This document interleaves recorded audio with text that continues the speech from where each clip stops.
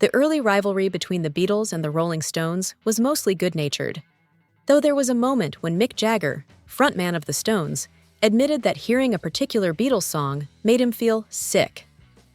The track in question, Love Me Do, was released in 1962, a year before the Stones debuted their first single. 20 years later, when the Beatles were inducted into the Rock and Roll Hall of Fame, Jagger was the one who introduced them. When asked about the beginnings, he recalled the 1960s, a time when skiffle and rock were still relatively unknown in the UK, and American pop music was the dominant genre. The Rolling Stones were performing cover versions of Chuck Berry and blues songs at little London bars when this happened. Jagger further by saying that the gang saw themselves as an unconventional, unruly bunch that had no one to compete with. Then the Beatles arrived. Jagger recalled that someone had told him about this Liverpool band that had a record deal, long hair, and unkempt attire.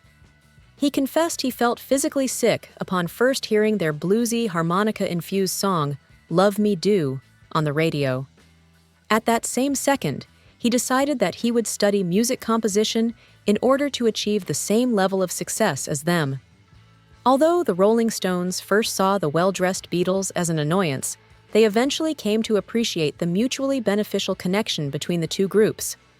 For the Rolling Stones, Lennon and McCartney even penned their debut single, I Wanna Be Your Man. This competition, Jagger said, helped both bands and the rock industry as a whole reach new levels of creativity. It was for the best that these two British bands rose to prominence at the same time. It was a watershed moment for rock music. Bands and spectators alike were energized by the fierce yet entertaining battle.